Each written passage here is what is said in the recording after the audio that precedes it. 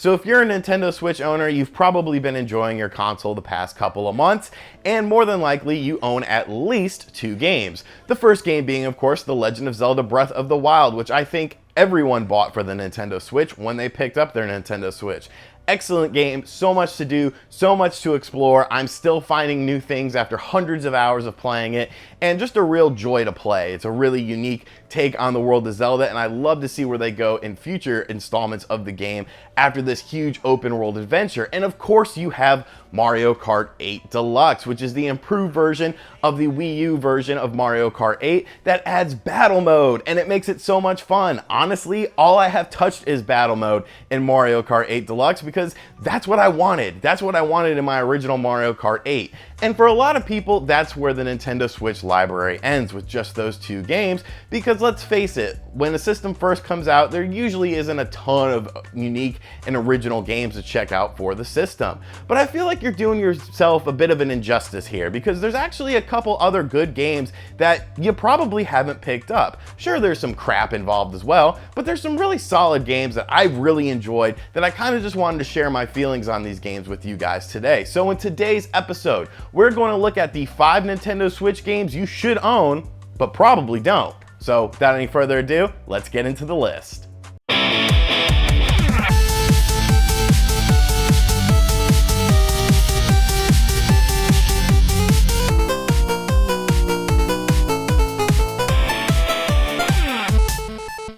So the first game I want to talk about is Snake Pass, and I think people checked out Snake Pass, but it was sort of overshadowed by Yooka-Laylee, because they're very similar. They both definitely have that mid-90s Rare sort of feeling to it. And I actually did a review of Snake Pass on the channel, but I did want to spotlight it really quickly because I think it's a game that's really worth checking out. It is such a unique and interesting game. I've never played anything like it, and they really nailed it in terms of just presentation and, you know, controlling your snake. So you play as a snake named Noodle, and you have to get 3 objective areas. You have to get 3 items in a level in order to progress to the next level. There's lots of hidden stuff to explore as well.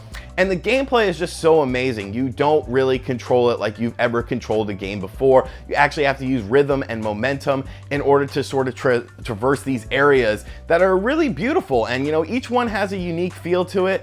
It's just such a charming game. And a lot of people are saying that it feels more like a Rare game than Yooka-Laylee did. And I could kind of see that because it's a collectathon. You have to collect a lot of things. There might not be any combat in the game, but the puzzles are always so tricky, and it's fun to figure them out, and there's a very high level of satisfaction when you figure out where you finally need to take Noodle in order to progress through the level. So Snake Pass, it's a $20 game, and I've enjoyed it. I've gotten way more than $20 worth of enjoyment out of it. I would probably even double dip the game if they came out with a physical version as well, because that's how much I like that game. Snake Pass, it looks great, it sounds great, it controls even better, and it's a very unique experience. If you love those mid-90s Rare games, if you love those N64 style Rare games, this is definitely a game you need to check out, and definitely a game that should be in your Nintendo Switch's library.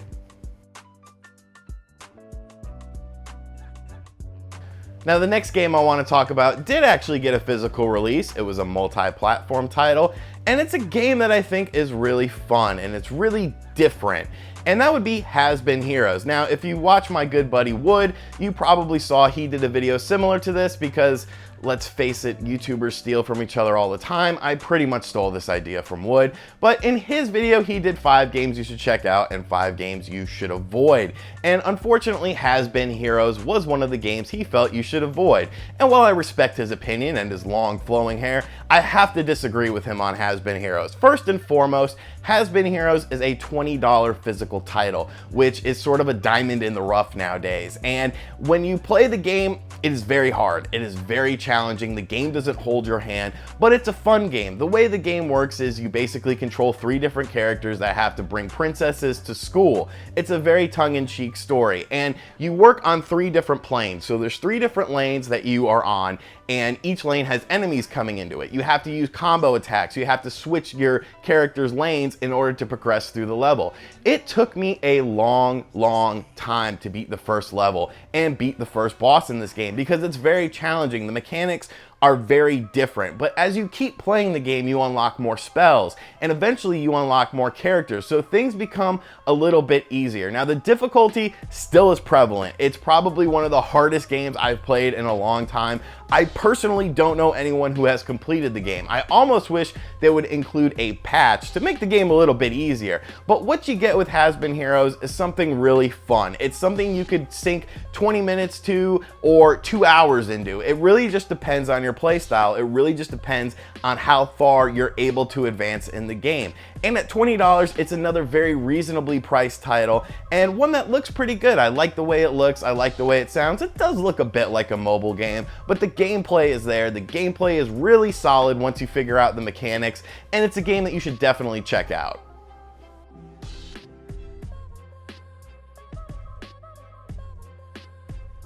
So as you guys know, Ultra Street Fighter 2, The Final Challengers, is one of my favorite games on the Nintendo Switch. I've been having an absolute blast with it. I love playing with people, and I love destroying 8-Bit Eric in it. But anyways, a lot of people don't want to pay $40 for Ultra Street Fighter 2 if you're in the States, $50 if you're in Canada, and I get that. I mean, it is an older game. It is a remaster port of an older game. Even though gamers buy remastered ports all the time, this one we have to make an example out of. So I get it. I get it. That's fine. But if you're looking for a 2D fighting game on the Nintendo Switch, there's actually a lot of options. While the Virtual Console isn't there yet for the system, Hamster has been bringing a ton of Neo Geo games to the system, including a lot of great fighters. And my favorite of the bunch has to be King of Fighters 98. Now, this is a perfect arcade port of King of Fighters 98, which is a fantastic fighting game. You basically choose 3 different characters and you go into a 2D fighting game. It feels pretty traditional.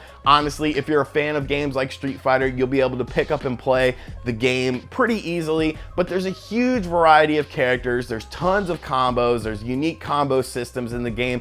It is a very fun game to explore. There's also online leaderboards for stat tracking for your high score, so you can compete with other people, sort of like you used to do in the arcades. Yes, there is no online multiplayer, but like I said, this is just an arcade port, and it is a damn good arcade port. It is a super fun fighting game. It still looks fantastic. It plays even better, and it's honestly one of my favorite games to play on the Nintendo Switch, just in short bursts. So if you're looking for a 2D fighting game, you don't quite want to spend the money to get Ultra Street Fighter 2, The Final Challengers, King of Fighters 98 is very, very smart to pick up because it's an excellent game no matter what you play it on, and it plays great on the Nintendo Switch. Another game that I reviewed on the channel that I feel like not enough people checked out would be Kamiko. Now, the interesting thing about Kamiko, it is the cheapest game on this list, coming in at just $5. And you would think a $5 game can't be that good, but Kamiko kind of proves that it is that good. It's a really fun top-down action-adventure game, sort of has some Legend of Zelda elements and feel to it, but it looks great, it sounds great, and there's 3 different characters to play as, and you could do speed runs in it. I think that's a big focal point of the game that the developers didn't really put enough emphasis on, would be the speed runs, because once you get through the game with one character, you have a general idea of how to do it. It's just the other 2 characters that you can choose from have different abilities and have different perks to using them, so you can get through the game possibly faster with them. It's not the longest game on this list, it's not the most robust game on this list, but at $5, you're definitely gonna get way more enjoyment than just $5 would get you, a Big Mac meal or something, which will last you 20 minutes, whereas this can last you several hours. It's a looker, it sounds great, it controls great, it looks great whether you're playing on the tablet or on the TV, and Kamiko is a really fun title. I'm glad I decided to try the $5 to see if it was worth it, because it's definitely worth it and definitely a game you should check out. The last game I want to talk about is probably a game that some of you guys own, but still I feel it's a game that needs to be spotlighted because it is just that damn good, and that is Fast RMX. Now, if you're an F-Zero fan, you are missing the F-Zero franchise. why would you not buy Fast RMX or Fast Remix? Basically, this is a port of Fast Racing Neo from the Nintendo Wii U, but it does everything better. The controls are definitely more refined. That was the first thing I noticed when I played the Nintendo Switch version, was how much better it controlled. And that's not to say the Wii U version controlled bad, but I feel like I have a lot more control over my vehicle, and you definitely need it because this is a fast-paced racing game. Fast is in the name of the game, and it's super fast. You know, if you've ever played an F-Zero, you've ever played a Wipeout, you sort of know what to expect with Fast RMX because it's blistering fast. And one of the highlights of the game is just the amazing graphics. The game looks literally insane whether you're playing it docked or on the tablet. There's tons of effects, there's tons of just fast-paced action, and it's locked at 1080p 60 frames per second when you're playing it docked, and it looks every bit as good as it sounds. It could easily be mistaken for a PS4 racing game in my opinion because it's just that damn good. There's a ton of new tracks from the Wii U version of the game that weren't included in the Wii U version of the game, and there's a bunch of different vehicles to choose from.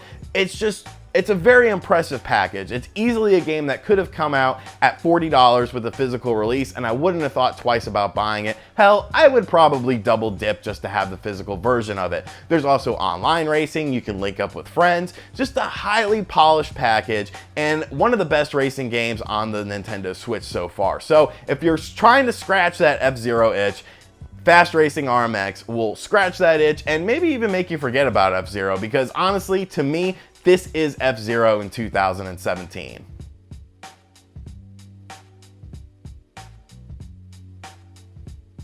All right, and those are my 5 Nintendo Switch games you should own, but probably don't. Let me know in the comments section what you think about the list, if you own these games, any of them or all of them, and what games you would have added or subtracted on your list if you decided to make one. Thank you for checking out this video. Hope you guys enjoyed it. Make sure you hit that like button, leave me a comment down below, subscribe if you're new here. The channel's been blowing up lately. Thank you to all my new subscribers. I love you guys, and I will catch you guys next time. Later. RGT 885, RGT 885.